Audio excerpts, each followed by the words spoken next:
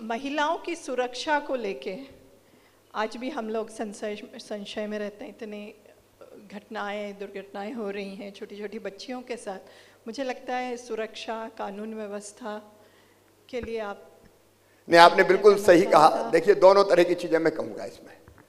Number एक, हम ऐसे कानून बनाएं जो अपराधियों को अपराध करने से डर के कारण भी रोकें। तो मध्य प्रदेश पहला राज्य था जिसने ये तय किया कि मासूम बिटिया के साथ अगर कोई दुराचार करेगा तो उसको फांसी की सजा दी जाएगी। सबसे पहले मध्य प्रदेश ने ये कानून बनाया और जहाँ तक मेरी जानकारी 59 लोगों को फांसी की सजा सुनाई जा चुकी है। आप जानते हैं उसमें देर लगती है, दया याचिका तक राष्ट्रपति जी तक मामले जाते हैं, लेकिन वो लोग जेलों में हैं। और मध्य प्रदेश में कोर्ट ने कई फैसले तो 60 दिन में, 68 दिन में सीधे फांसी की सजा देने के सुनाए। एक कड़े कानून बनाने का प्रयास करना, उस दिशा में हमने कई तरह की कोशिश की।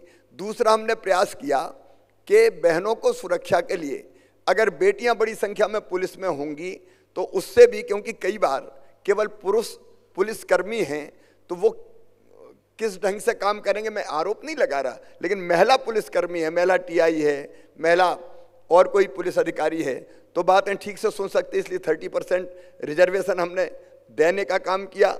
हमने और भी कई व्यवस्थाएं की सुरक्षा के लिए, नंबर एक। नंबर दो, हमको समाज के दृष्टिकोण में भी परिवर्तन करना पड़ेगा। ये कड़वी सच्चाई है, ये कड़वी सच्चाई है।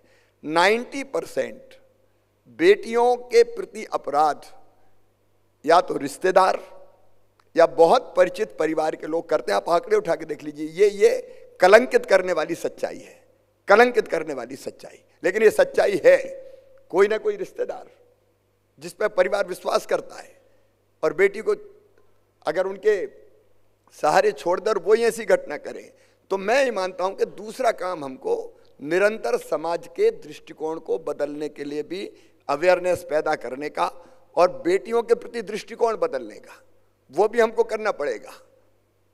बेटे भी हमारे सब ठीक दिशा में चले, उसके लिए भी समाज को हमको प्रयास करवाने होंगे। फिर कुछ व्यवस्थाएं, जैसे पिछले दिनों एक फैसला हमने किया कि शराब की दुकान के साथ शराब पीने के अहाते नहीं होंगे।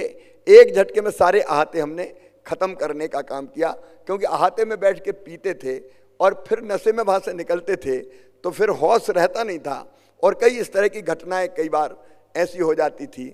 तो व्यवस्थात्मक दृष्टि से भी कुछ प्रयत्न करने पड़ेंगे। कड़े कानून और कड़ा दंड। अब बीच में कोई आलोचना कर सकता है, लेकिन जो दुराचार करने वाले थे वो जेल भी गए, सजा भी ज़्यादा मिले और हमने बुलडोजर भी चलवाए, घर भी तोड़वाए, ताकि ये भी हो जाए कि केवल जेल नहीं जाएंगे। क्योंकि ऐसे हमने अपराधी भी देखे कि एक बार रेप किया, जेल गए, बाद में छूट के आए तो दोबारा वैसी हरकत की। तो हमने कहा कुछ और ऐसा करो जिससे डरे कि घर भी टूट जाएंगे।